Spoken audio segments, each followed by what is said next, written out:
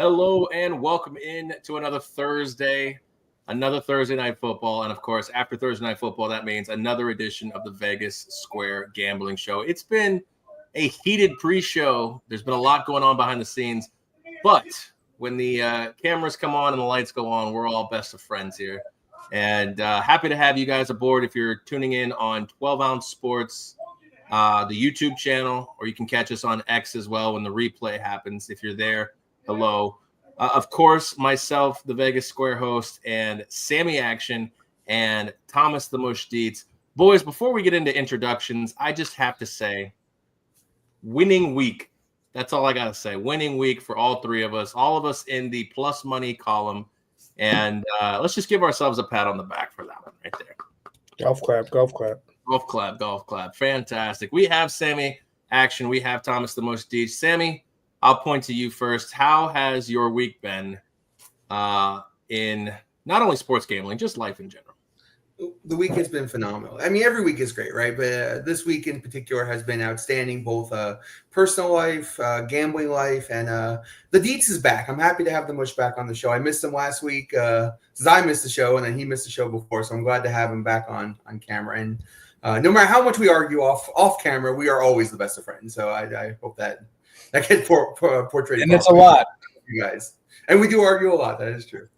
And they're going to argue again in this show too. We'll get to that. But yes, Thomas the Mush Deets, also another winning week after a brief hiatus. How do you feel? Do you feel like you got to be able to focus a little bit better after just stepping away from it? Because the three of us have all played poker, and we all know that it's like when it becomes such a grind or such a chore, just stepping away from it, whether it's poker, whether it's golf. Hopefully it's not our wives, but sometimes that too. We come back refocused and refreshed. That's the best answer. Yeah, I'll hear about that one after the show. Yeah. No, I do. I think I think it's a good idea to take a step back if you feel like you are doing a poor job at what you're trying to do. If you think that if you trust in what you're doing, and we're casual bettors, we're obviously not professionals. We enjoy what we do and we try to do the best that we can. But I listened to a podcast this week that had touched on that a little bit after a couple tough beats in the NBA space. They were talking about that, and it was ironic that it's a poker player and a professional sports bettor who were talking about it. And the poker player was like, yes, if I feel like I'm making bad decisions at the poker table, if I feel like I can't operate at my best, I need to step away. But as a sports bettor, and we're not, like I said, we're not professionals, you have a limited amount of time you can make money, especially in football. You got 18 NFL regular season games. If you believe in what you're doing, if you're beating closing line value, if what you're doing has worked for you in the past, if you're just taking a significant amount of bad beats, you have to have the mental fortitude enough to just be able to kind of power through that and know that you don't get these opportunities very often. So if you believe that what you're doing holds an edge, you got to keep just trusting your thought, trusting your process, trusting what you do, and keep powering through. For me personally, it was I was just getting worn out with it. I needed a break. It's not I don't bet sports for a living. If I did, I would not have a very good living. So it would, but I just love the grind. I love the process so much. So, I wanted to step away and not even think about it for just a minute, and coming back refreshed is like I always do. It gives me renewed vigor for it. And I really enjoy the whole idea of it, even though, the win and loss might not change that much because I'm always right. Never too high, never too low. But if you need to take that break to refresh and recharge, it is definitely a good idea to do so, assuming that, you're making poor decisions, which I probably was. So public service announcement to all you recreational gamblers out there. Let's look at the records here real quick, because you're right. You and me are one bad week away from being in Sammy's one good week that has put him year to date record wise. Tom 5-5 last week plus $34 again, 61.74 and one bad week, and you're right back in the thick of it. Bank 676, of course, and then Sammy action 16-5 plus 130. That teaser wheel strikes again, 58, 53 and 1 on the year. The piggy bank again is in the 4 digits. 2 weeks ago it was in the 4 digits, and then it was a tough week, and now you're back into the black there, Sammy. Anything you'd like to say again? I like to give you a victory lap every time you do get into the 4 digits, but unfortunately, I hope it's not a jinx to you. It might be a jinx, but more importantly, to touch upon Tom's notion, as a person who gambles a lot, and you guys know I gamble more than most people, and it is important to take breaks. And I take breaks all the time after making some bad decisions that then kind of control your next decision and make another bad decision, and next thing you know, you're getting yourself absolutely bamboozled. So I have nothing but respect for the idea of taking some time, clear your head, and starting over. And as for me, this is very recreational for me. I enjoy the hell out of doing it with you fellas, but I don't nearly have the grind that you guys do in terms of putting money on the line. I bet very sparingly in real life, just more for fun with my friends. But as a person who does put a lot of money on the line on a daily basis, the breaks is a very good point, very fair point. Well, I like to subscribe to the theory of maximum degen. I think we all agree with that. Look at this big win right here. 5-4 for a plus $4 winner, 47 and 52 year to date. Piggy bank just keeps hovering in the 800s. Never got to the 7s and didn't really hang in the 9s for very long. But I'd like to get back to 950 or better before the year ends. But you're right, like you said, one bad week, and it's kind of been uphill climb ever since then. And really, if you look at it, I mean, Florida State bet in the beginning of the year is really coming back to haunt me. So I'd like to thank Tom for that bankroll management pep talk he gave me in week 1. Well, don't thank me too soon. I'm going for it now. I upped all my bets this week, and there's a few of them. So I was actually going to mention that. I said he's 1 week back from the hiatus, and we got 17, yeah, 18. Now I'm like I'm getting back in the black somehow. We poked the bear. Yeah, I wanna end up in the black, and it's stupid, but I'm gonna start up my bets.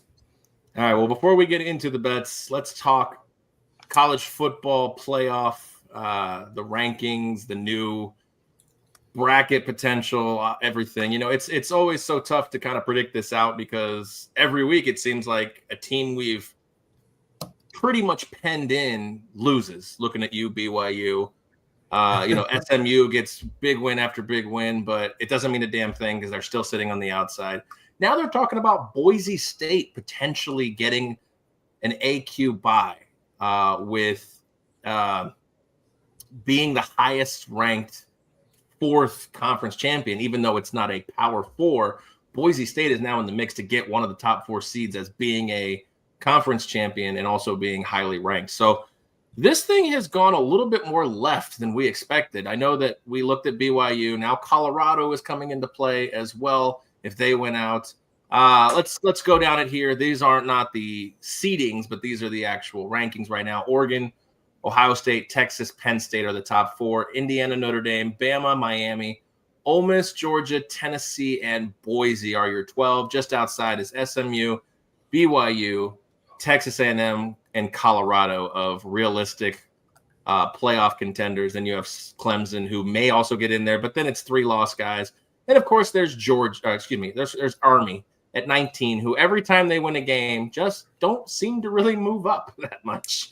I've seen this narrative before with UCF a few years ago, Cincinnati a few years ago, and my initial thoughts are, how bad does Army have to beat Notre Dame if they can to even sniff 14 at this point?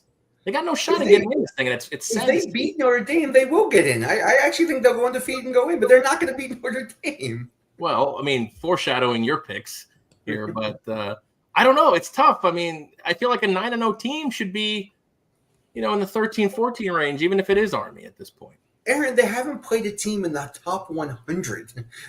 their best win was like Tulsa. Like they played nobody. If they beat Notre Dame, they beat Navy, then they'll be in the top 14. They'll be in the top 12. BYU's beaten nobody. I mean, you can argue SMU early in the year, but the SMU. Yeah, well, SMU was a different team. We all saw it in the beginning when SMU almost lost to Nevada as a 4-touchdown favorite. I don't know.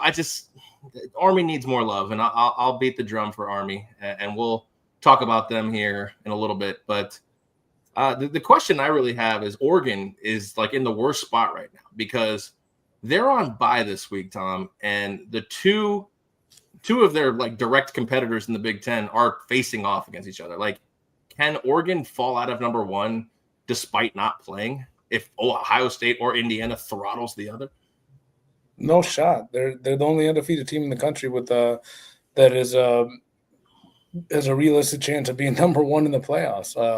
No, they have Indiana if they win. That's fine. But Indiana's got a long uphill battle. Oregon's already beaten Ohio State. They've beaten Michigan in the Big House. They beat Wisconsin at Camp Randall.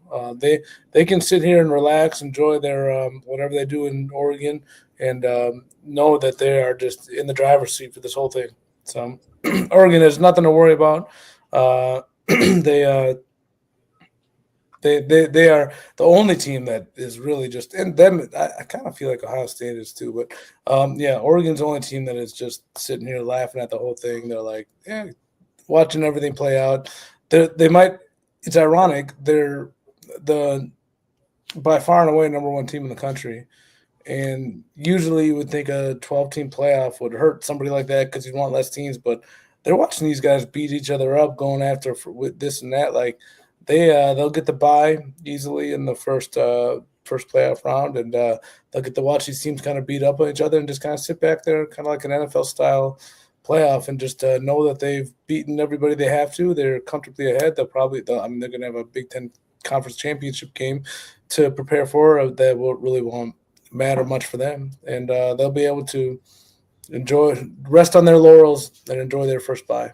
If they don't win the Big Ten, they're not going to get a bye. Correct. If they don't win the Big Ten, they're not going to be the number one seed or a bye. They're gonna drop out into the top 5 or whatever, 5 or 6. No, they won't. A one-loss Oregon team. You think they don't win the Big Ten, they can't be better than 5th. They can't be better than 5th. The winner of the Big Ten will be the winner of the Big 4 conferences are going to be 1, 2, 3, and 4. If they don't win the Big Ten, they're not going to be in the top 4. Or Boise State. They got to win the Big Ten championship. Correct. To get a bye, they do. But Boise State, if they stay ahead of who's in their bracket though? Like who? Indiana. So they'd have to play Indiana or Ohio State. If things win out, like if Indiana wins, whoever wins the Big Ten gets a top 4 seed, and Oregon would be 5 if it's not that. Correct. Or 5 or worse. If Indiana wins this week, they're going to move up to number 2, and Indiana and Oregon will be 1 and 2. They'll play each other in the Big Ten championship. Whoever wins that will be 1. The loser will be 5. At minimum 5. Yeah, at best 5. Yeah. All right. I didn't realize you had to win your Big Ten title game to get a bye. Yeah, you got to win a conference to get a bye, which I like. So in theory, a 3-loss SEC team could get a bye over a 1-loss SEC team. If they win the SEC, yeah. But there won't be a 3-loss SEC team in the championship. I understand, but just like whoever, there could be a 3-loss Alabama or Tennessee team playing a undefeated or a 1-loss Alabama. I don't know the layout. So the SEC is going to get 4 teams in. The 2 teams that play and probably Georgia and Tennessee or Alabama. Whichever one of them finishes with 2 losses. So they still managed to – okay, I get it. They still managed to make the regular season largely not matter. I mean, after two losses, it starts mattering. But yeah, right, I get it. But like Oregon, how would they not be locked in for a bye with 4 teams getting bye? Yeah, I get it. It makes sense. I understand it. Well, the thing is that I feel like, as it stands right now, the SEC is the only conference that's going to get the 2-loss cushion at this point. Right. Well, any 2-loss teams in other conferences, except for maybe Ohio State. Ohio State loses this week. I think they'll still get in. They'll get in, but they won't play for the championship. So they won't get a bye. They'll be an 8, 9, or 10 seed at best. Correct. Right. The only other team that could get in with 2 losses is what SMU has 2 losses, right? SMU or Miami, because they would probably are on a crash course for the ACC title game unless Clemson has something to say. Right. So those 2 teams can both get in, but I think it's going to be 4 Big Ten teams, 4 SEC teams, Boise, Notre Dame, and one of the each. Big 12 champion, BYU or Colorado, and then Miami, SMU, whichever one wins. That's the easiest way from. It's shaping up to be that way, and that makes me wonder if we really solved everything by expanding it at that point. We didn't. It was not better this way. Well, I think it's better. I disagree. I think it's better for sure. I just think all we did was go from a 4-team SEC Big Ten Invitational to a 12-team SEC Big Ten Invitational. So. All we're going to do is argue over. That's not true at all. You got teams like Miami, teams like Boise State, who would never have a chance. Teams like Colorado, BYU, or Kansas, whoever comes out of that conference, they would never have a shot at national. Right, but we're looking at a situation, and this is obviously, it still could be in play, but it's less in play now. Like when BYU was number 4, if they went to the title game undefeated and got beat by Colorado, the committee would just throw them out. Right, and more importantly, if BYU would have went undefeated, they would have got to bye over teams that were way better than them. It's so much better now. You got these guys still got a shot to. I mean, give these guys a shot. Even a team like Miami with the. We're trying to say that if you're expanding it to 12 teams, having it kind of prorated where every conference gets at least 2 teams in, like where it's 66% of the field is Big Ten and SEC. It didn't really solve anything at this point. No, I disagree wholeheartedly. Like it's 66%. Like they are the best teams. Like they because are. We say they are, or what? You still give these other guys a chance. Like they're playing for something. Like you give them a chance at the end. Like give these guys a chance at the end. But there's a scenario where a 3-loss Georgia team might still get in just because the committee thinks they're good. They are good. But I mean, like, are they? Because they seem to lose. They lost to Ole Miss, who's gone. I mean, you can pinpoint those little things right there. Like maybe like a 3-loss Georgia team gets in over a 1-loss Group of 5 team. That doesn't seem right. But like, at least you're still like in the past, it was an undefeated, ACC team or undefeated conference. Like they didn't get in either. Or that would just not have a chance. They just didn't have any chances. And now, but they still these guys are going to get their chances. Boise's going to get their chance. Miami's going to get the chance. Clemson might get in there. Like there's such a different, like a more balanced and easier path to giving yourself a chance at the end. Like it'll eventually change the landscape and teams will adjust. We might get into more of a NFL style of resting players and conference championships and stuff like that. Who knows how it's going to play out, especially with NIL and all that. But like, I don't think it's failing by any means. I think if Ohio State wins by 50 over Indiana, and Indiana might get thrown out of the playoff. No, they won't, but they should. I mean, you can make the argument they should. Well, that's what I'm saying. Indiana's got another game. Like they got Michigan, or not Michigan. Who they got next? Purdue after that. But. Purdue, yeah. So they, a 1-loss Indiana team it'd be tough to get rid of them. I agree with that. I mean, who do you put them in front of between Notre Dame, Alabama, Miami, Ole Miss, Georgia, Tennessee, Boise, and SMU if they lose by 50? You don't put them in front of any of those teams. I mean, Alabama beat the number 1 team in the country. If Indiana, who hasn't played a team in the current top 25, gets blown out by 50, there's no way you could put them in over Alabama, who beat the number 1 team in the country, even though they have 2 losses. Well, that's what I'm saying. You can't slot them in front of any of these teams. So if Indiana goes and gets beat by 50 this week, they might be. I think they're out. I think they're like they're 14th at best. See, and that's fine. Like the ramifications of these decisions are so far less impactful on who wins the national title than they were a year ago. So that's why I think this is a success. Like we can all disagree on or agree on whether or not say that scenario plays out and Indiana gets left out. Okay, they get left out. But like it's not like you're leaving an undefeated Florida State team out of a 14 playoffs. In last year, if this scenario was last year, Florida State gets a chance. It wasn't a debacle. It was a complete shit show. It wasn't an embarrassment that it was last year. At least this year, we're still having the discussions, and they're fun and they're engaging, but they don't have any of the weight of who is going to be the national title winner as they did for the last 100 years in college football. There's no ties. There's no co-national champions. There's no undefeated. We're going to claim ourselves as a title winner, Central Florida. You're going to get your shot. And there is no, oh, we should have won. We didn't get our shot. No, you're going to get it. You either blew it earlier in the year or you blew it in the playoffs. You're going to get your shot. And I think at the end of the day, for a fan like me, that's all that's what's really important. So then let me ask you this. What if Army goes undefeated and gets left out? They can't. If they get undefeated and get left out, they can absolutely get left out. I don't think that'll happen. If it does happen, then shame on the committee. But you know what, though? I'm going to go a different route with this because this is the part that bothers me. Before, even when it was 4 teams, but going back to when it was only 2 teams and the BCS and all that, every regular season game mattered so much, and a single loss was basically you're eliminated.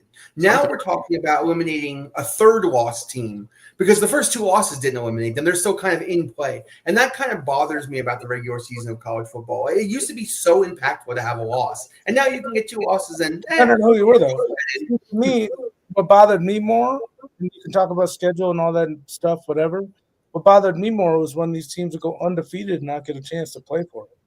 Like Central Florida, like, I guess Boise played Oklahoma many years ago. Will they get blown out like TCU did against Georgia? Probably. Well, but how many national titles have been really that great? Like, look at last year. Like, didn't we have a couple blowouts before? We had a lot of last year's playoffs sucked, if I'm not mistaken. Like, they were pretty good last year. No, they were really good. Actually, the last 2 years have been really good. Texas and Bama and Washington, Michigan. Washington, Michigan was a phenomenal game. Mm-hmm. Michigan, Alabama. It was Michigan, Alabama, and Texas, Washington. Yeah, Texas, Washington was awesome. Regardless, it's been proven through time. There's just as much likelihood of a blowout with 2 great teams playing as there are 2 bad teams. But give these guys. I just want to see them get a shot. So what? A team loses a game in September, and to your point, Sammy, what you say is like, oh, if you lose one time, you're out. That hasn't been the case. If you lose one time in September compared to a team who loses in late November, their losses carry more weight. So why is it more fair for the team who, early in the season laid an egg compared to a team who's been playing all year long loses in November? Why does a team who lost in September because of the rankings and the way they worked and recency biased, why does that loss matter less than the team that lost in late November or whatever closer to the playoffs? Because that's where I'll answer why. Because when the old system was in place, it wasn't perfect. And I'm not saying that system exactly was the way it should be. What I'm saying is that when you had a second loss in the old system, you were out, right? So that means Alabama, Georgia, Tennessee, all these SEC schools would just have been eliminated already. And now we're talking about giving them chances when other more deserving teams who have only 1 loss are going to get left out. That isn't fair either. Well, here's the situation. I'll ask you this situation. Indiana gets blown out by 50 to Ohio State, or they lose to Oregon by 50 in the Big 12 title or the Big 10 title game. They're probably still going to be in. They lose to one of those powerhouses, and they're going to be behind Notre Dame, who lost in September to Northern Illinois. Right. Well, so the September loss thing doesn't matter. You got all your. Let's look at it this way, though, too. Like these, so if a team like who has high aspirations, an SEC team or an ACC team, Big Ten team, takes 2 upset losses by October 2nd, how motivated are they to play the rest of the season? You know what I mean?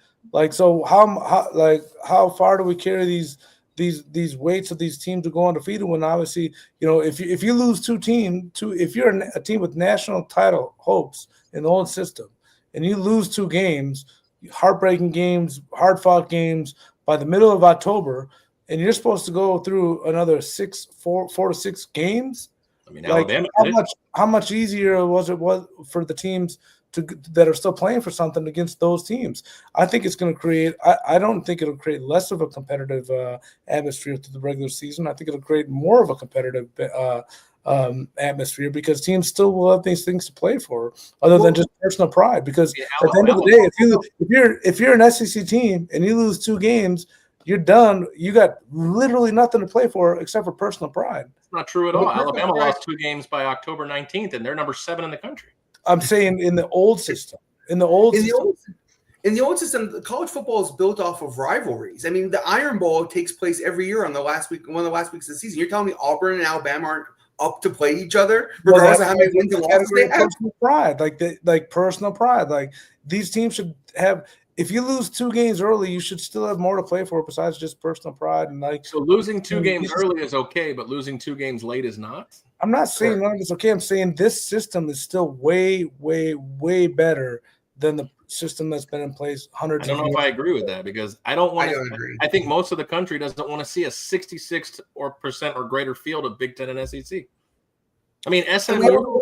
What does that do? Like, that doesn't change any of it. Like you're still giving the teams that deserve, like you're still giving the little guys a shot. And Miami's not even a little guy, but in like the old system, they're just out. This system, they're still in. Clemson, the old system, they're out.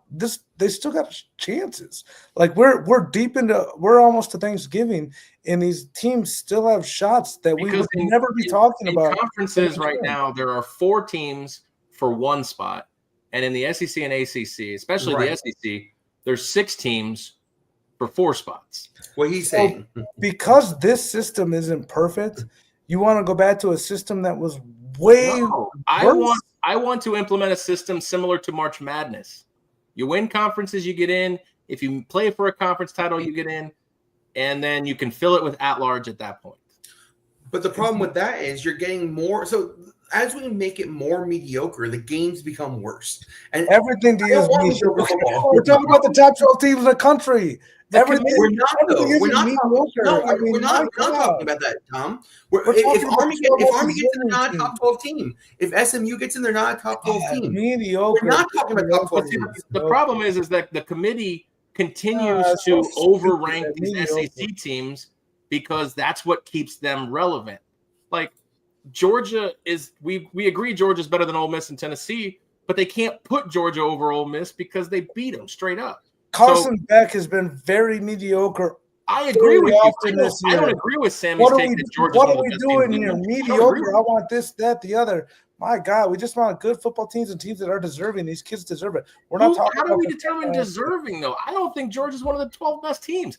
I'm not talking about Georgia. I'm talking about Boise State. I'm talking about Miami. I'm talking about Army. I'm talking about BYU, Colorado. Like these guys deserve their chances. I'm arguing for a concept that brings these teams in. 4 power champions, 4 power runner-ups, 2 G5s, Notre Dame if they're good. Then fill it with at-larges. I'm with you. I'm trying to. How many teams do you want in the playoffs? I fought for 16 at the time.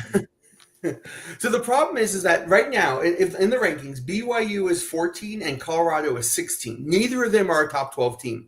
One of them is going to get not only in, they're going to get a bye. That's ridiculous. Not only are they not going to get, they're going to get a bye. This is broken. But we don't know if they're better. God, Sammy, you're just. We don't know if SMU, BYU, Colorado, if they're better than Ole Miss, Tennessee, Georgia. We don't know, but we're just being told that they're not. Like the SEC is constantly overranked. And then the problem with that is when you put them in the playoff or when you put them in other situations where they play the other teams and the other teams beat them, it's because the SEC didn't care. Like there's a no-win situation for these other teams.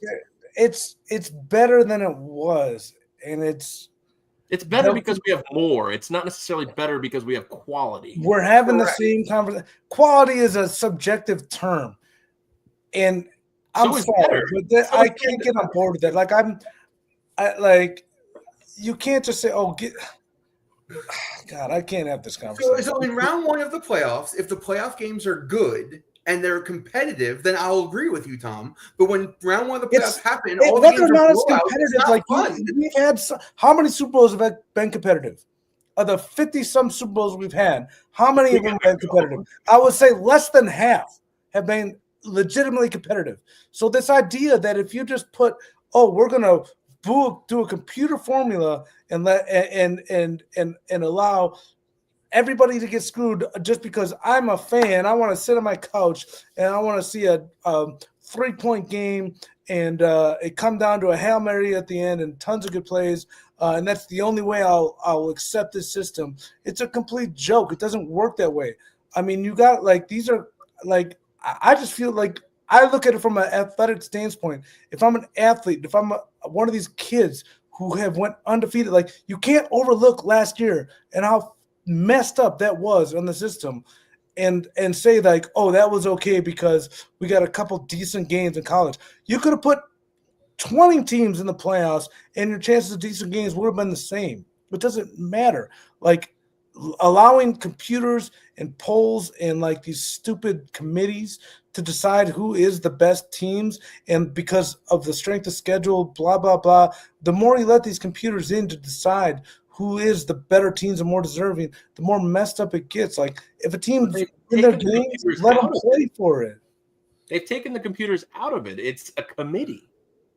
Right. The committees are the worst because they're the ones who got rid of Florida State. Committees, computers. Sammy don't want to let undefeated teams in the playoffs. What are we doing here? You don't want to let an undefeated team in the playoffs. That's insane. Since you want to tell me what I want, let me just tell you what I would. Let me give you what I would do. And if I were doing it, what I would do is I would have everybody in a conference, 6 conferences, all 6 conference champions get it, and that's it. It's so simple. Like I don't know why it has to be this whole like, oh, this team gets a second chance. 6 conference champions get in. Top 2 get a bye. That's it. Can never get in. Who? Notre Dame, Army. Join a conference. I'm okay with that. Join a conference. I would be okay with that. I would be 100% okay with that. Well, but what's going to happen, Sammy? You say that, but then you go on. You just said like, what's going to happen when a 2-loss Memphis wins Conference USA and they get over an undefeated SEC team who doesn't get a chance to play in the conference championship. I would be more than happy with there being 6 conferences and 6 conference champions, and that's it. I wish to God we could make that happen because I guarantee you would not be happy with it because I'd be happier than this. At some point, a 2-loss G5 team would get in over a 1-loss SEC there team. Is no G5. And you'd be crying bloody murder. There is no G5. Bloody murder. There is no G5. There are 6 conferences. Everybody's in a conference. You win your conference, you're in. Simple. There's no G5. There's no like small conference. Everybody's in a conference. Whatever, like 25 the watered down Pac-12, the watered down Big 12, whatever it be. You'd be crying to the heavens if a 1-loss Georgia didn't get in to watch your precious national championship. I would be happy with to the heavens. You would. You'd be distraught if a 2-loss Memphis gets in over a 1-loss Georgia. You would be distraught. I would sleep like a baby on all 6 conference. I'm sure you would sleep like a baby, but you would bring up thousands of reasons why the system is flawed and why everything is messed up. This is messed up right now the way it is. I don't want an SEC Big Ten Invitational where 70% of the teams are from 2 conferences. So we'll put a pin in that because I'm sure we'll come back to this next week when things just go awry after other things happen because we have so many 2-loss SEC teams that who's fighting for these guys? Like they're good because you tell me they're good. I don't know. I don't agree with it. But put Indiana, put Army in, put Boise. Who else we got? Put Memphis in. Seth Hennigan, my favorite player in the conference. You know what? Let's put Missouri in 3-loss SEC team. No, let's not do that. All right, I'll tell you what we will do. We will move on here and let's preview some of these games. Wow, that I did not expect. We got to run through. Yeah, luckily I don't have a lot to say about these games. So. Well, let's talk about bets. Yeah, IU. He's got 1 bet. So IU OSU. This spread was 13.5 when I started doing the pre-show work last night. It is now 10. Yeah. Consensus 10. 52.5 in this spot. Sammy, I believe you're the only one on this game, so I'll let you kind of take it away here. So everything about me says take Ohio State minus 13.5. Now that it's 10, it's a little different. Oh wait, you're not on this game. Never mind. You're on Notre Dame. I am. I have it in my fire bet. Oh, that's right. You I have it in my fire bet because I'm rooting for Indiana. I want them to win just to blow up the whole playoff system. Yes, I'm okay with that. So I'm rooting for Indiana, so they're in my fire bet. But everything about this game says take Ohio State minus the 10. It is scary. It came down. That's crazy. That's a lot of points. There had to here's a situation, Tom. If Indiana goes to the shoe and wins by double digits, are we kicking the Buckeyes out of the playoffs with 2 losses? God, please, let's have that decision. Have it. Nope. How can you kick a Big Ten team out with 2 losses if you don't kick any of the SEC teams out with 2? They're getting 4, no chance. Oh my goodness, 10-0. Hoosiers, I love it. I mean, we talked about this preseason. You talked about it the most, Tom, with Kurt Signetti. His opening press conference, all I do is win. And so far, nobody can debunk that at this point. He is. I want him to win so bad. I don't think he's going to win. I think Ohio State trucks him, but I know. I want to see it so bad. I almost pulled the trigger on this one myself. I feel that Indiana, I liked it a lot better at 13.5, but I feel like Indiana stays within the number at this point. I don't feel like Ohio State is head and shoulders above this team, though I do feel that they are better. And, of course, they get the home field advantage in this spot. To bring this back to betting a little bit, because we talk about all this talk we just talked about, Indiana is incentivized to play all the way through the whistle. Like, if Ohio State, they just need to win. But if Indiana loses by they need to if they lose by 7, that's a different conversation than if they lose by 50, like we just talked about. So they are very incentivized to, they could be down 14 with 30 seconds left. They're going to try to score. They're going to be trying to get in, like make the what do you call it, the quality loss. Yeah. So they will. That's got to affect it a little bit from a gambling standpoint once we get closer to these end of the season things. So that's got to play a little bit of a role. Probably not, but maybe why the lines come down quite a bit. Indiana is incentivized to stay close. Ohio State is incentivized just to win. So this great analysis. Yeah, I mean, that's exactly the point, though, right? So we're talking about an undefeated team who's covered the spread every week of the season being a 2-touchdown underdog against a team that the computers are saying is so much better. Let me ask you this, though, Sammy. How bad did Indiana beat Nebraska? I think it was like 56 or something. 56 to 7. Yeah, a lot. How did Ohio State do against Nebraska? Not as well. Not as well. Okay. Yeah. So, but the thing is, So the point is that Indiana's a 2-touchdown dog here.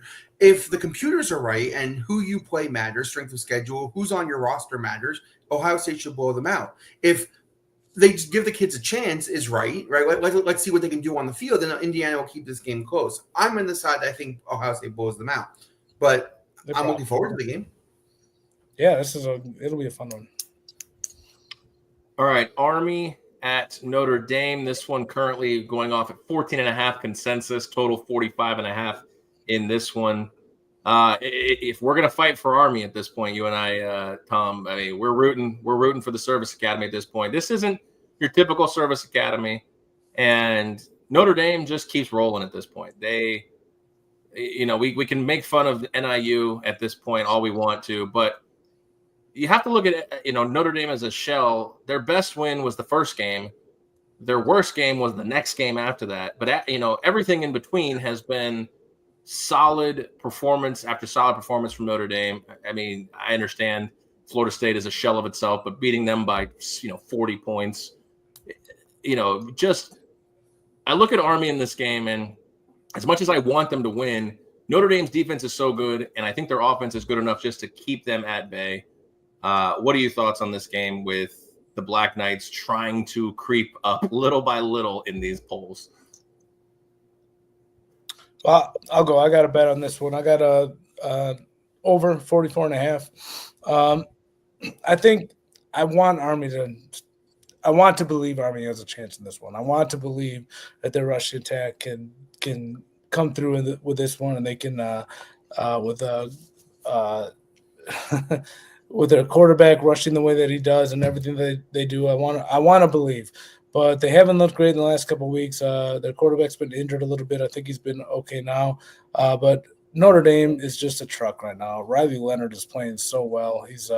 Their offense is just going through the roof right now. So I think regardless with the game script, if Army can stay close or whether or not Notre Dame runs them out of the building, I feel like both teams can get points in this one. Notre Dame does have a little bit of injury issues with their front seven. If one of their defensive linemen is hurt, I feel like Army can move the ball on the run, which hopefully should allow them to stay close. But, man, I can't get in front of Riley Leonard and what Notre Dame's doing right now. They're just playing so freaking good. As much as I want to see Army win this game, and I think that they have a chance to win it, I can't pull the trigger on Army winning this or covering the spread. I do think that both teams will be able to move the ball, though, so I took the over. 34 points in the last 2 games combined for Army, but they've only given up 6. So it looks like a matchup where they got to get the offense back in gear or they're going to get run out of the building, Sam.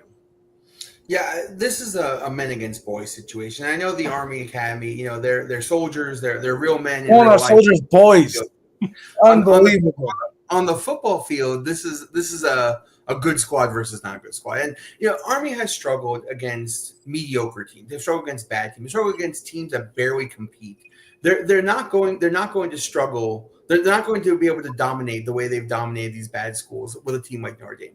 I think Notre Dame's bench players are better than anybody Army's faced this year at almost every skill position. To me, this line should have been 28. I am shocked this line's only 14. I don't even know where the sportsbook got this number from. Are you pulling the trigger or what? You betting it?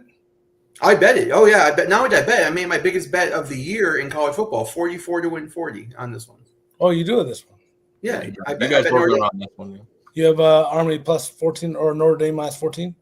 Notre Dame minus 14, 44 to win 40. Yeah, it's my best college football bet of the season so far. The only thing I'll say the last couple of weeks about Army is Bryson Daly's been hurt. When he got hurt, that offense really took a hit, and I think he should be better now. So I feel like that should play a little bit of a role. Well, here's Tom. If it does play a role and he is hurt and it does affect them, can you feel confident on Notre Dame to get that number by themselves, 44.5? Yeah, well, yeah, that's kind of part of it. Sure. I think Notre Dame can. I expect Army to put up at least 2 touchdowns, and I wouldn't be surprised if Notre Dame puts high 30s on them. As much as I want Army to win this game, and I feel like there's a path. Ironically, I think Army's path to winning this game is to dominate the line of scrimmage, which I think that they can do. Use that rushing attack to just kind of run the clock and move the ball, which I think they're capable of. But I don't see it. Sammy, you're probably right. You're probably going to win this game. I hope we both win because I don't see how Army stops Notre Dame's offense the way they're playing right now. No, they're playing it way out of their league here. Well, let's go Army. I have no dog in the fight, so let's go Army money line at that. Hey, look, if Notre Dame doesn't cover, I'm rooting for Army to win outright, just to be clear. That's it. I think Notre Dame puts up points. I don't know if Army can win a shootout, but I think they can. Yeah, I think they can at least put up. I need Army to put up 2 touchdowns. That's how you need Army to go back to the triple option, like Service Academy football, and slow the game. They run it. They still run it. They do, yeah, but they run it from a high tempo offense now. They used to be like Army Navy. It was like, oh my God, I can go get a beer and go do a lap around the stadium, and it'd be 3rd down by that point. They were an over team at the beginning of the year, and now that I think they're a little bit healthier and Notre Dame's got key injuries on defense, I feel like the overs. Yeah, I don't know, whatever. I like the over. I hope it comes through as well for you too. Last game in the college docket here. We'll talk about it just because it does have playoff implications in the Big 12, although I don't think any of us are on it at this point. BYU at Arizona State. Arizona State has found their way back into the Big 12 conversation and would be in the driver's seat here for an appearance in the title game with a win against BYU. They are 3-point home favorites. BYU coming off that loss to Kansas. It was an ugly loss, but you could argue they should have lost the week before to Utah. Total in this one, 48.5. I mean, Sammy, you had Arizona State last week in your fire bet plus the 9. They've showed up. and Kansas. You're right. They've shown up late. A couple of silly losses early in the season, and it's really kind of put them behind the 8 ball. But they're playing their best football right now against a team that, like you talked about in the beginning of the season, BYU playing with smoke and mirrors, and they finally got punched in the mouth by a team. I don't think any of us expected Kansas to be the one to punch in the team. I know you did, but I'm saying like America didn't really expect that to happen. So I'll tell you, ASU turned me on after watching that Central Florida game. When they took everything Central Florida had to give them, and they just kept up and kept the lead and kept fighting with them, I ended up winning that game. I said at that time ASU was the best team in this conference, and I'm going to stick to it. ASU is the best team last week. I had them as a dog. I like them again this week. I don't like the fact that they're favored. I think that I was hoping for a pick 'em in this spot. I cannot believe the odds makers made them this big of a favorite, but I think they're the better team. And BYU has one with smoke and mirrors. I'm looking forward to an ASU Colorado Big 12 championship, though. Tom, ASU 5-0 at home, BYU 5-0 on the road. Something's got to give here. Well, I think hats off to Sammy for a great bet last week. I couldn't see why I liked it, and I wasn't on it myself. But you had the points and the money line, so that was a great pick. This week, I got to ride with if I had to bet this one, I would take ASU. Like Sammy said, he thought it'd be a pick 'em. They're -3. There's a reason they're 3-point favorites, and the odds makers made it over that key number. So I could only look to ASU in this one. BYU, they did not deserve that win against Utah. They lost last week against Kansas. They're reeling right now, and I lean ASU on this side for sure. Well, the fans definitely enjoyed the CFP argument. They said this is the Vegas Square gambling show that people want. So. All right, let's take a quick commercial break here. I think we all need it. We got to refresh the beers and whatever Sam's drinking. And we will be right back with some NFL talk. And I know we've got a lot to say on those. We'll try to do a quick recap of the Thursday night game, but I don't know how well that's going to go. So it's the Vegas Square Gambling Show. We'll be right back.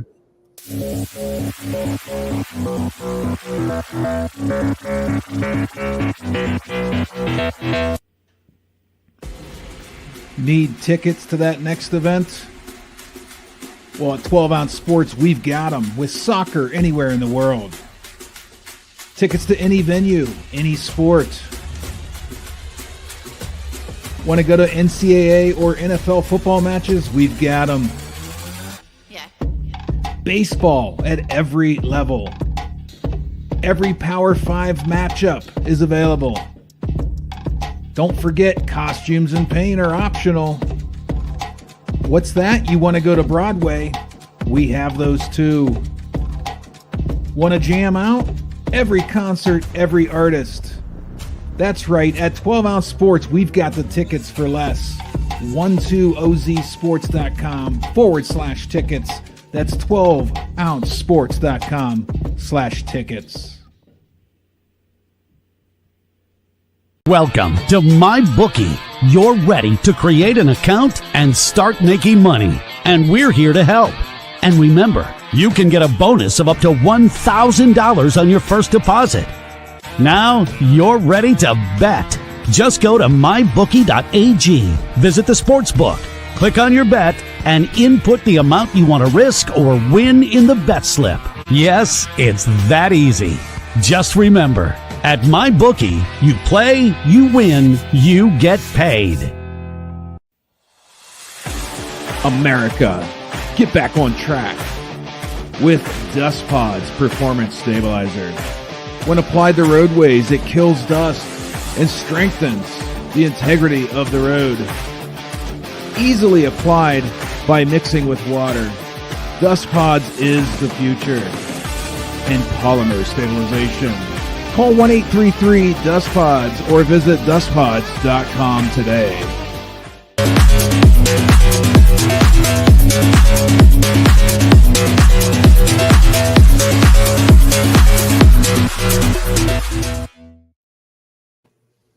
All right, welcome back in here to the Vegas Square Gambling Show on another Thursday. We appreciate you guys tuning in, whether you're watching us live or catching the replay. You can find us, as always, on 12 Ounce Sports. And I believe we're still on Dingo TV. I haven't heard any updates to the contrary, but Dingo TV, channel 217. Of course, we want to shout out MyBookie through all the chaos the good chaos that happened in the first segment. we forgot to talk about our sponsor, mybookie.ag. For the best first-time deposit bonus in the game, use promo code 12OZSports, all caps, no spaces, when you sign up for an account at mybookie.ag. And, of course, if you want to beat MyBookie, then, of course, you want our picks or you want the 12-ounce sports bet subscription service at 12OZSports.com/bet, $60 for the year. Can't beat it. Some cappers are charging like 6, 10 to 20x that. So we got some of the best here at 12-ounce sports for a fraction of the price. All that being said, guys, it is time for NFL week number 12. Recap that game here. Tom had a bet on the game that was a part of his arsenal here. Ended up being a push in his teaser. But it was a snow game, boys. We got our first snow game of the year. And it was, for the lack of offensive fireworks, it was still something pretty fun to watch. It was a very enjoyable game, regardless of the outcome. Yeah, I thought the coaching at the end was a little suspect. I know Tom disagrees. I would have never given the ball back to the Steelers at the end of that game, but it did set for a very exciting finish. Outside of that, a fun snow game, not a lot of controversy, good game all around.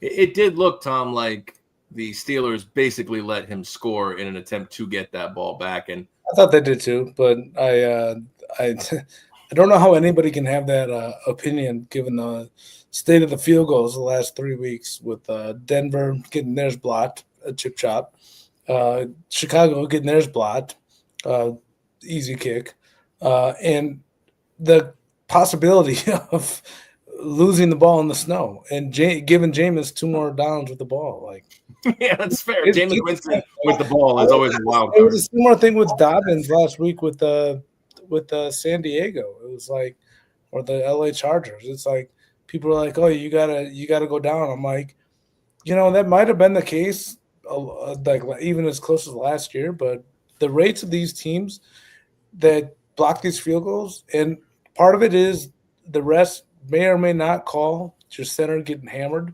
They may or may not call leverage and getting a guy to jump up. They might not call that. So there is no real risk to just hammering the center and letting the guy jump up to block it to block these field goals anymore. So I think in a game like tonight where the weather is the way it is and your defense as good as the Browns defense is, get your points, get in the end zone under a minute to score a touchdown in this weather. Take your points. I don't even want to live down.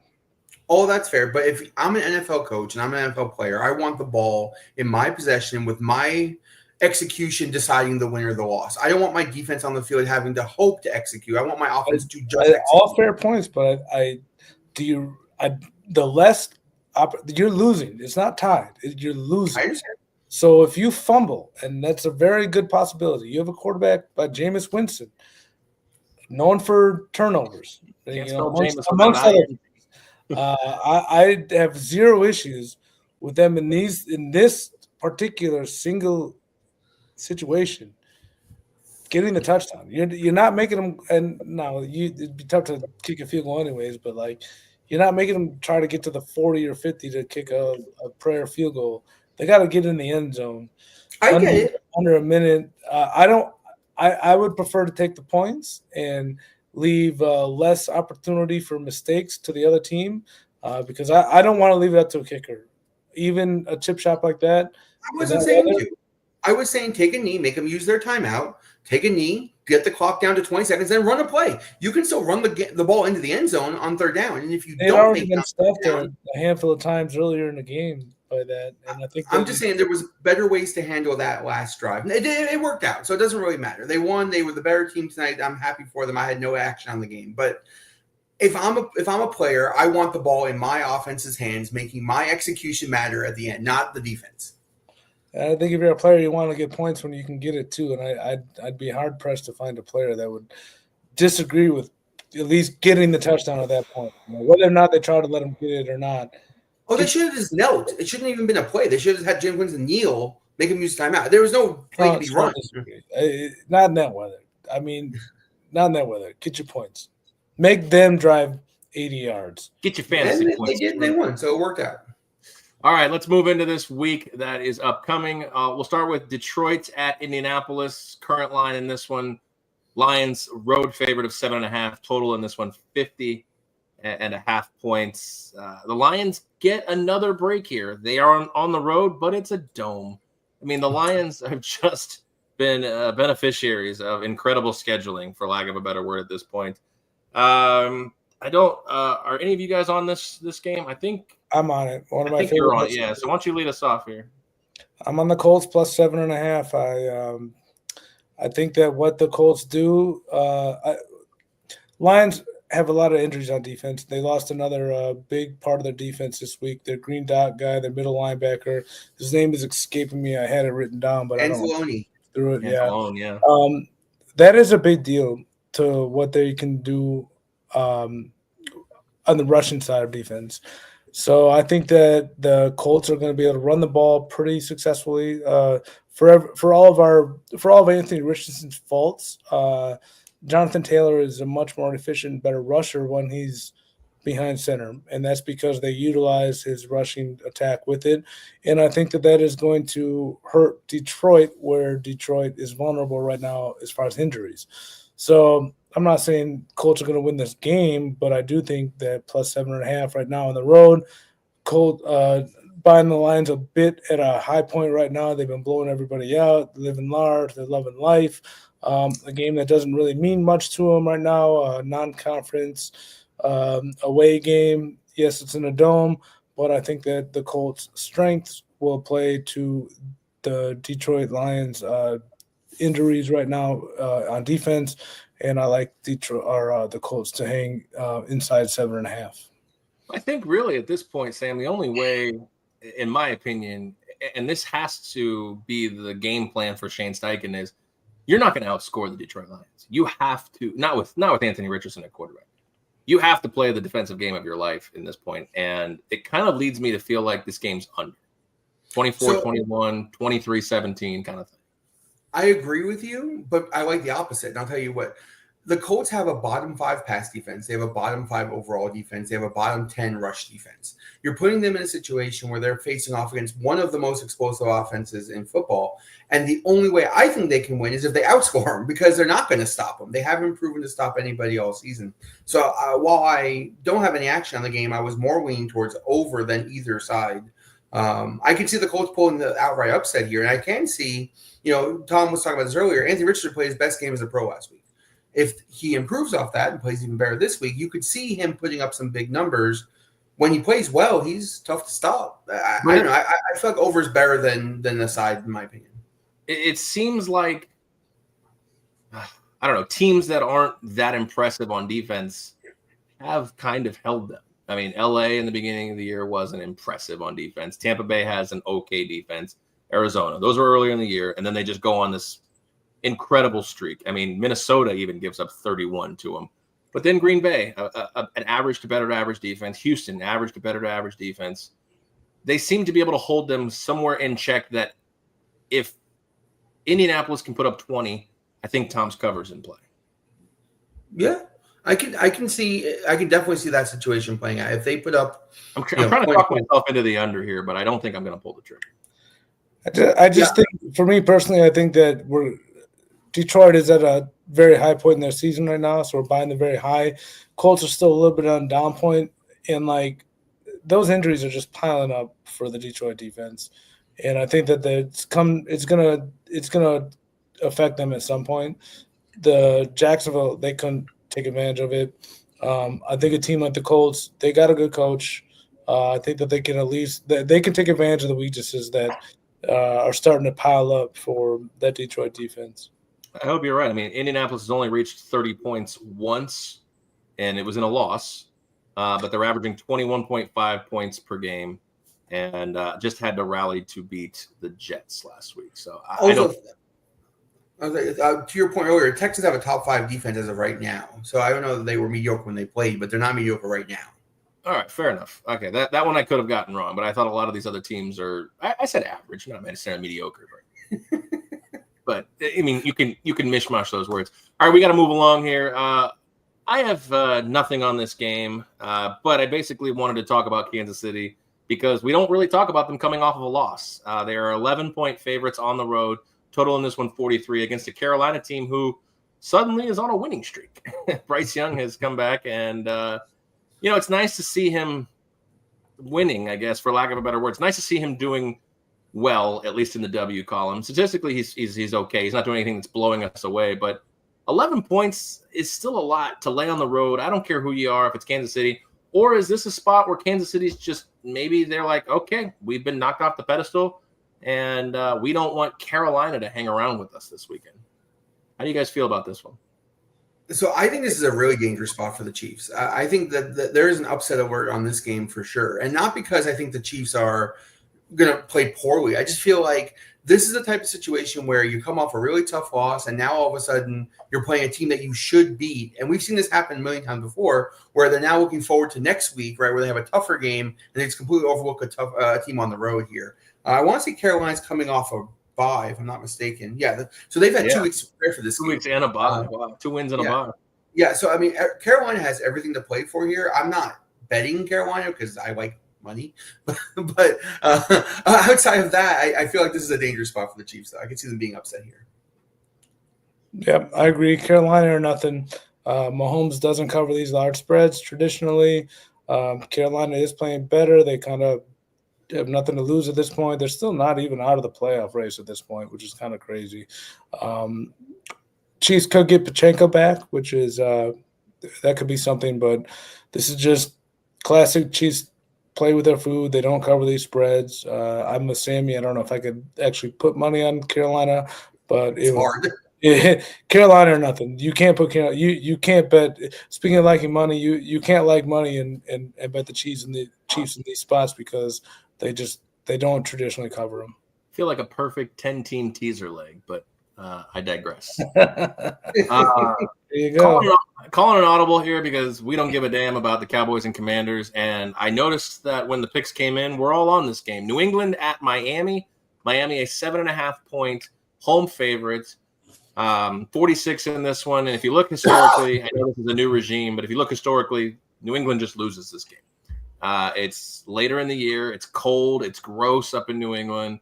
It's dark at 3:00, and then all of a sudden you go to sunny South Florida, and it's still, low 80s to mid 80s, and it almost doesn't feel like a business trip anymore. Dolphins, I think, are going to roll in this one. I think when Tua's in, he's an absolute – I don't think he's an incredible quarterback, but I think he's an incredible fit for this offense and making it go, and I think he energizes the rest of the team. I mean, this may be low-hanging fruit with me saying that. I know that sounds silly when we watched – the likes of Tyler Huntley and Skylar Thompson play in his absence, but they're trying to save a season here. New England, while they're playing tough with teams, this is not one of the teams I think they're going to play with tough with. I think it's a double-digit win. I have this in a few things. I have -7. I took -7, but I'm going to pay the 120 for it. I don't love the half. And then I have them in a teaser as well, -1.5 with the Bucks at Pick'em. So that's where I'm at with this Dolphins game. I know that both of you were on it, so Sam, go ahead and take it away. Yeah, I'm with you. This was going to be my teaser wheel of the week when I first looked at the card. And then I started looking at New England. I've actually been very impressed with Drake May. I watched him play a lot last week. He played very well. He's played well in spots all season. And this is another spot it's a division game. These teams know each other real well. Division games don't tend to be blowouts. I mean, we saw what Cleveland did tonight, and they just tend to play each other a little tougher. This is not that kind of division game, but I ended up taking Miami in a teaser. I used them with Houston this week, but I didn't have enough confidence to say I'm going to take them again with the whole field this week. I could see this game being an upset. New England plays with a lot of heart. I think Miami's just desperate at this point, Tom. Agreed. Miami should win, and Miami was my pick early in the week, and then I backed off a little bit when New England's been impressive. They've been impressive. Speak with your chest. You like Miami. Well, I'm on the opposite side. I do have the Patriots plus 7.5. Also did take the over in this one. What? I said I feel so much better now. Oh, you should. I actually got quite a bit going in with this one with my prop bet too that I'll talk about in a minute. But Drake May, they can move the ball against New England. Or I'm sorry, they've been moving the ball. They've been an over team with Drake May. He's feisty. They they look good. Like, he looks like an NFL quarterback. He looks like a good draft pick. This Miami defense leaves a little less to be desired. So I like the over 45.5 or 46. I don't remember what number I got it at. 46, yeah, I do. I think Miami's going to be able to move the ball with Shane. One of the reasons I like the Pats is Christian Gonzalez against Tyreek Hill. That's going to be a hell of a matchup. Tyreek's a little beat up right now, so I think that he might be a little bit mobilized, which is not great for the over. But I do think that Miami's going to be able to move the ball with Shane and Jonas Smith and all those guys. So I think that both teams are going to move the ball in this one. That's why I like the over. As for my prop bet, I love this. This is my favorite bet of the week. I'm taking Hunter Henry over 4.5 reception yards, and I'm taking an alt line with him, $20 to win 44 at a plus 220. His over receiving yards at 60. He's got a 21% target share with averaging 7 targets a game right now in this offense with Drake May. He's run the most targets through any tight end through 11 weeks in the season, and he's 5th in targets. Or I'm sorry, he has the most routes run through any tight end in football through 11 weeks, and he's 5th most in targets. And Miami's bad against tight ends. Per the Fantasy Football podcast, Miami is 29th against tight ends, against all fantasy tight ends. So I think Brock Bowers just last week, 16 targets, 13 catches against the Raiders. Now, albeit part of that was in garbage time, but God, I just love Hunter Henry in this spot against Miami. So it leans. Part of the reason I like New England to stay inside the number, part of the reason I like the over, and I made a couple of prop bets this week with Hunter Henry. Brock Bowers should be Offensive Player of the Year, but he's not going to be. So I'm surprised you like all that with Hunter Henry on the injury report as questionable. So, well, if he doesn't play, I don't lose. It's a push. But if he gets hurt in the game, everybody's questionable at this he's point. not on it. I'm just messing with you. He's not on the injury report. I kind of wanted your heart to drop there for a second. All right.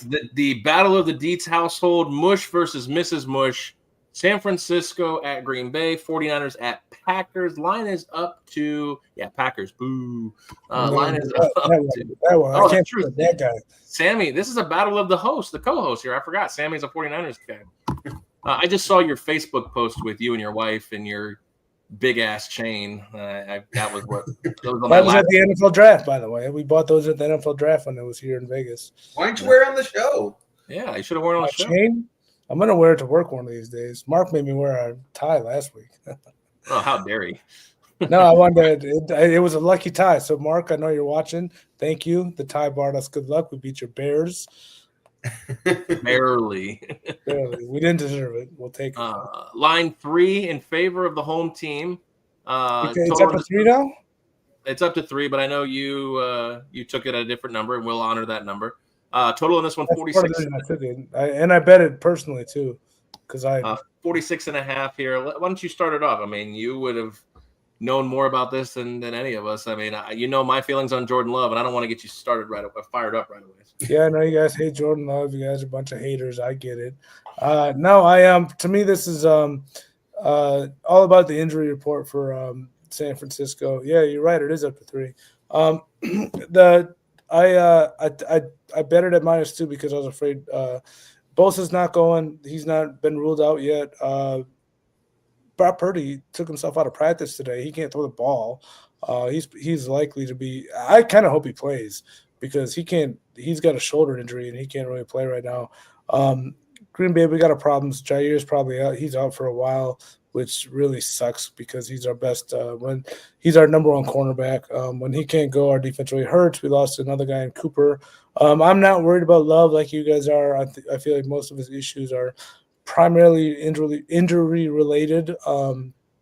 I know he makes bad decisions, which you guys will point out. But I do think this is a bit of a revenge spot for Green Bay.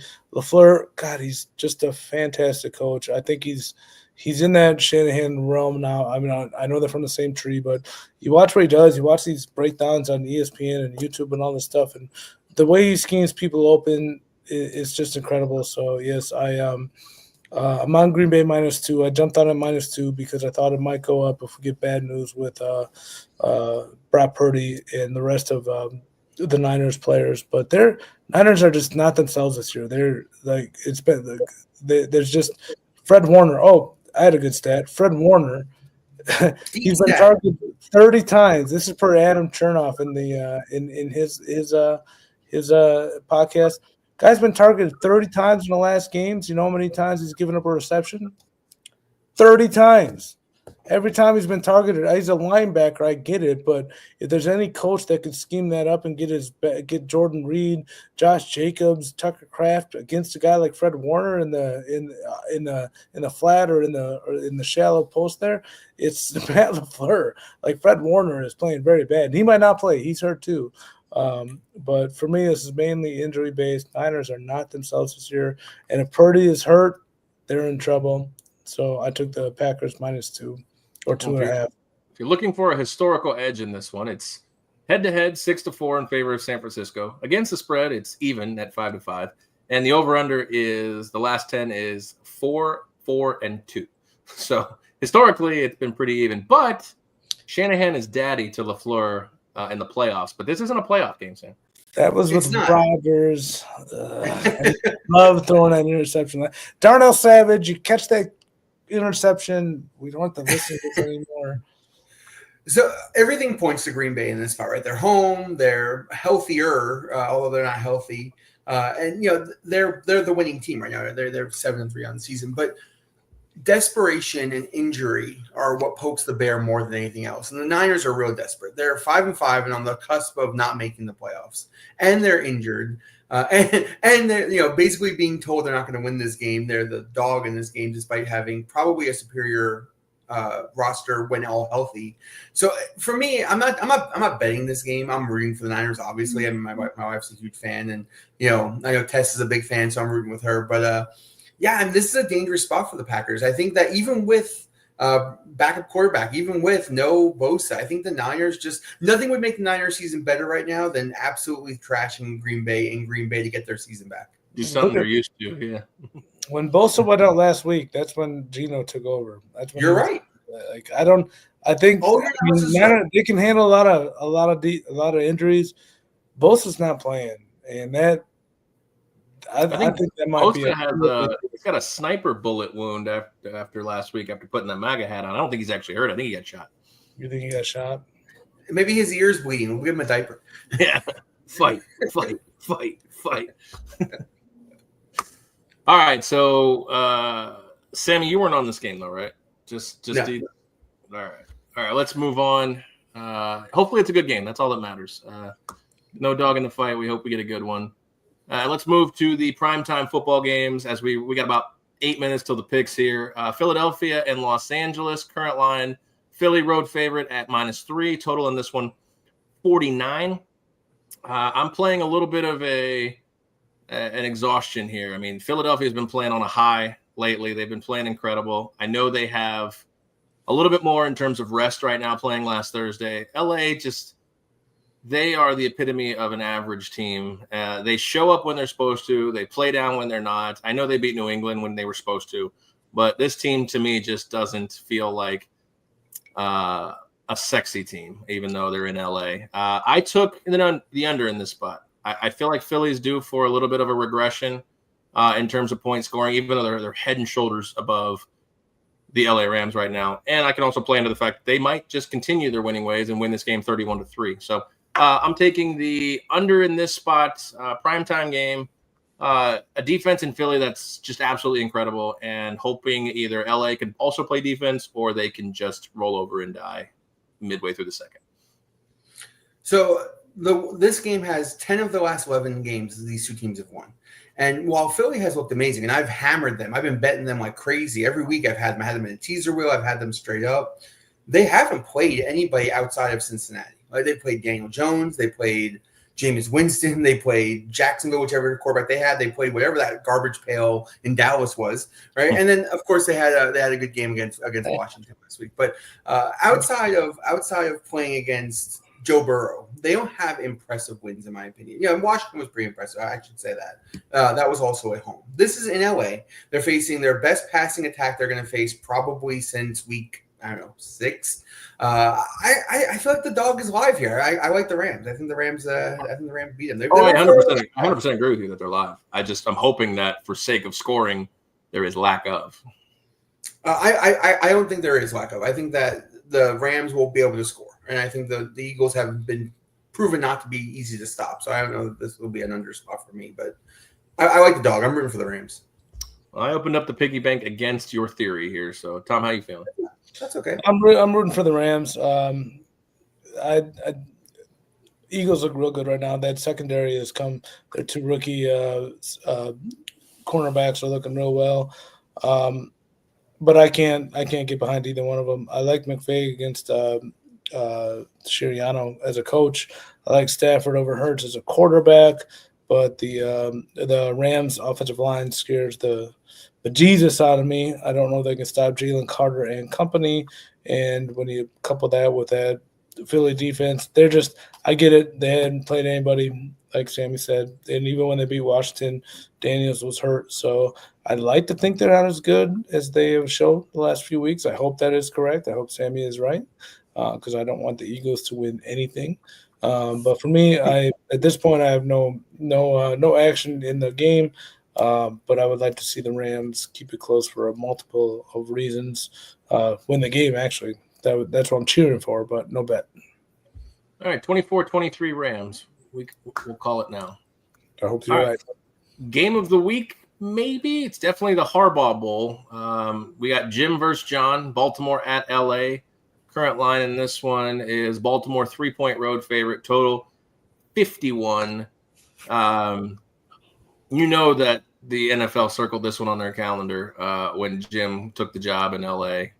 I'm excited to watch this, not necessarily because of the brothers, but because both teams are playing incredibly well. Baltimore, we expected. L.A., maybe half the league or half the country didn't expect it as much with the lack of receivers that Justin Herbert is throwing to. But Justin Herbert's been absolutely incredible. He's regained that mantle of he's a top 5 quarterback.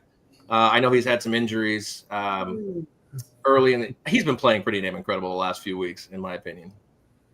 No, I don't think he's a top 5 quarterback right now. I think he is reminding us why he was in that conversation. Who's better than him? I mean, you have Pat, Josh, Lamar. Pat. Ooh. Okay, well, not this year? Then who are the best 5 quarterbacks? Well, no, Mahomes, Allen, Lamar, for sure. You got they're Burrow. Maybe Burrow incredible. Still in there. Then you got Hurts. There's a bunch of pains being said. I don't know. Maybe not Hurts. At his peak, he's deserving of consideration. But is he better than? Has he had a better season than Goff? Justin Herbert doesn't have Devontae Smith, Saquon Barkley, and AJ Brown. So come on, that's ridiculous. We can't. Is he had a better season as Goff? No. I think Goff. Has he had a better season than Purdy? No, I think so. I think Purdy. But I'm not saying I wouldn't take him over those quarterbacks. Has he had a better season? Well, yeah, Love. Okay, I don't know. But how about Sam Darnold? There's. I would take Herbert over Darnold. I wouldn't take him over Burrow. I wouldn't take him over Mahomes. I wouldn't take him his over. PD numbers are down a little bit, but 2,200 yards. I actually love Herbert. I'm happy to see him do well. I love Jim Harbaugh. Jesus, man, you're such a good freaking coach. Although I don't understand that. I was wrong about Harbaugh. I thought they'd struggle in this first year with no receivers and Harbaugh kind of trying to get back in the league. But I mean, it's not over yet. We all watched that game last week. What was that play calling in the second half? They did not. They were up 24-6 and refused to run the ball. He just wanted to leave and Herbert. That's for me he played pretty bad in that second half last week until he needed to. All right, he's top 6. Then we'll go with top 6. This is the number 1 offense in football versus number 1 defense football. These are always fun matchups. That is true. Yeah, I opened up the piggy bank with this one. And I took another under in the prime time. I'm taking the under 51 in this spot. I like the over. Every under you've had, Aaron, we like the other side. So you're going to have a good week. I'm glad you're betting unders. I think this. I love that. Well, I love that Harbaugh. that's his mantra now. Like you think Jim Harbaugh, Greg Roman, J.K. Dobbins, Gus Edwards, they go back to the old Ravens type of stuff with what Roman used to. Like at the beginning of the year, this team was a running team. They just were going to rely on their good defense, and then they were going to run the ball.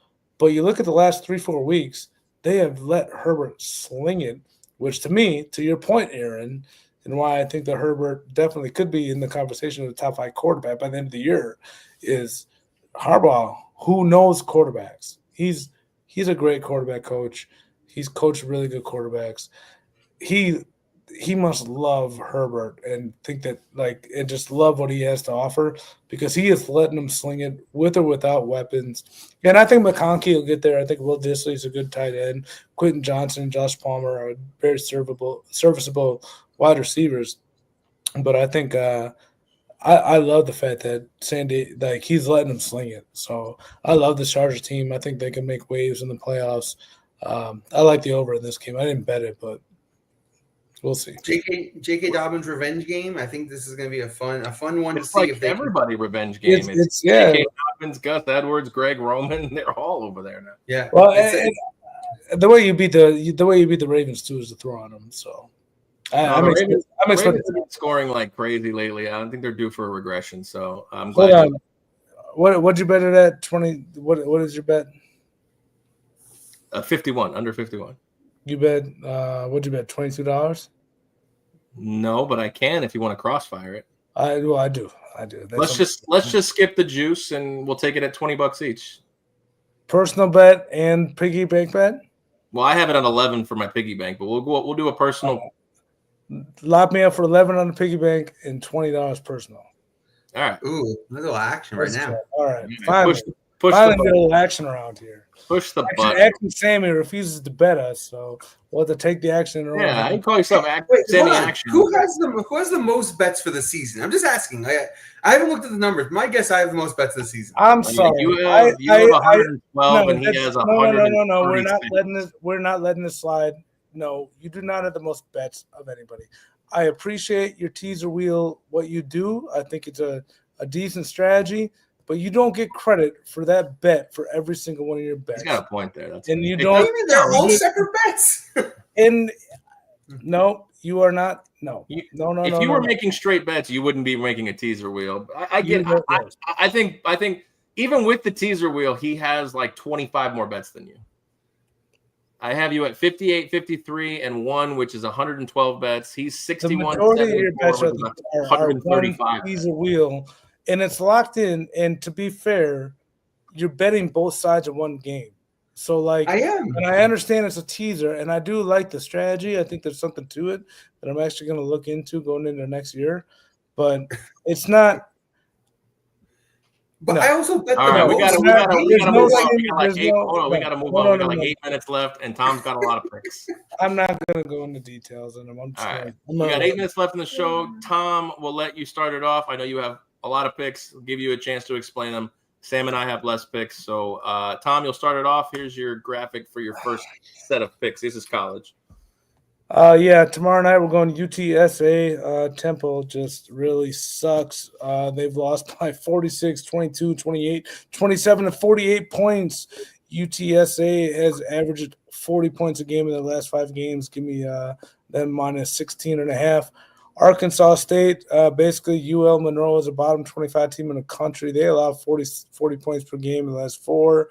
Arkansas State, they got a bad defense, but UL Monroe will not be able to take advantage of it with their offense. So Arkansas State minus 2.5. East Carolina plus 120 against North Texas. I've been riding North Texas overs lately. That is partly because of their defense is so bad. I'm not sure that they'll be able to put up the point, or I don't know if North Texas will be able to put up the points here to get the over, but I like East Carolina at a plus money when this North Texas defense is so bad. I do have Kansas plus 3 against Colorado. I just think Colorado's a little overvalued as always. This is a high leverage spot for them, and Kansas they're a good team. They what they do well, Kansas will be Kansas is good where Colorado is good, so I like getting the plus points for that with high level a high water mark with Colorado. OK State plus 3.5 against who they playing? I forget. OK State plus 3.5. San Jose State plus 7.5 against our UNLV running Rebels. I hate to do it, but I think that San Jose will be able to. I think they'll be able to keep it within a touchdown in this one. They have a good rushing offense that I think will be able to take advantage of the UNLV defense. Northwestern plus 10.5 against Michigan. I've been saying it all year. Michigan stinks. They stink.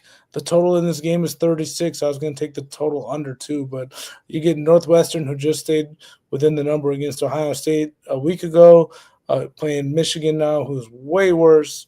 Let them plus 10.5 and a total 36, and a team like Michigan who stinks. Give me Northwestern plus 10.5. Those are my college bets. Already went over the Colts. Already went over the Packers. Already went over the Pats. Broncos. This is my favorite bet of the week, actually. The Las Vegas cluster injuries to the cornerbacks. They lost like the top 3 corners. I think it's in Vegas, right down our street. This will be a home game for Denver. They are playing really, really well. Bo Nix off his best game of the year, 300 yards passing, 4 touchdowns, playing phenomenal. Now you get a beat-up Las Vegas team who I think Antonio Pierce has lost the locker room. I don't normally love laying 6 on the road, but it's going to be screaming Bronco Nation here in Allegiant Stadium. The Broncos are just thriving right now. I have that one for 55 as my biggest bet of the week because I think that the Broncos, they're playing great. Las Vegas has quit on the year, quit on the coach, cluster injuries in the secondary. Give me the Broncos. Already went over the Hunter Henry prop. And your fire bet. Yes. ECU, Kansas, San Jose, for all the reasons I laid out. I think they could all win, plus 1,400. All right, I'll get into my picks here. Here's my college picks. I like West Virginia, plus 3 at home against UCF. I'm fading UCF for the rest of the year. UVA, it is personal. I think I'm on the fire Gus bus at this point. UVA, plus 9.5 at home against SMU. I think SMU is going to be pressing a little bit. And as long as UVA's held a lead in every game except Notre Dame last week. So if UVA can get a lead, you've got a pressing SMU team at that point. Kentucky plus 21 at Texas. Maybe even sprinkle a little bit on this money line if you feel like it. Kentucky would love to just shake up the SEC playoff race at this point. And there's a way we can both win this Colorado game. I'm taking the Buffs minus 140. You got plus 3. So let's both eat in that spot here. Moving into the pros, I like the Vikings minus 3. I bought the hook for 120. Finns, same thing. Philly, and actually that number has changed. It's 49 now. Oops, I didn't mean to take that down. It's 49 at this point. And the Baltimore Chargers game is 51. A couple of teasers here. Finns, Bucks. You see that one. We talked about it. And then I am with you on the Broncos, but I'm a little chicken. So I will take Broncos, Pick'em, and Chargers plus 9 in that spot. I've got a couple of props. Vikings first half minus 2 against the Bears. And Mike Evans, anytime touchdown. It's his first week back. I think Baker's going to want to try to get him in the end zone. I thought about 2 touchdowns. It was at plus 800. I didn't pull the trigger on it. And my fire bet here, parlay, Maryland money line, West Virginia money line, and the Raiders money line. So if things do go wrong with the Broncos, maybe the Raiders can hit me a fire bet here. Sam, you got about 45 seconds. Here's your picks right here. It's good. Mine's easy. Notre Dame minus 14. Best bet of the college football season. It's really the only game I like in the college sport. I want to bet Ohio State. Just can't pull the trigger. Although at 10, I may end up texting you. For the pros, I have Cardinals minus 1. Seahawks are not the home field advantage they used to be. 2-4 for the season. I definitely think the Cardinals coming off a bye here gives them fits. Very, very physical game last week against the Niners. Coming in a little bit weakened, in my opinion. So because of that, I also like under in that game. I think that the Arizona defense will eat in this game. Geno Smith has won with smoke and mirrors last week. This will not be the same week for them. And then for teaser, I have Finns -1.5 and Texans -2.5. I really hated the card this week. I gotta be honest with you guys. I'm happy you guys found bets. I'm Sammy no action this week. And I love the Indiana fire bet here. Yeah, just a quick fire bet. The two Indiana teams, I think the Colts can win outright, and I'm rooting for the Hoosiers. Shake up the college football playoffs. I feel like that should be more. That's only 150-1, really. It's 15-1. Or yeah, 15-1. It probably should be more, but who knows? It's like That's what I put it in at. Whatever it is. Just I like it. I like the bet. I think that both teams could win for sure. Yeah. So, all right, that's going to do it here for us. Hope you guys enjoyed the show. We will be off before Thanksgiving next week, but we will be back the week after that. So for Sammy Action, Thomas the Mush Deets, I'm Aaron Crouch. Guys, enjoy your holiday and gamble responsibly. We'll see you next time. Win big, guys.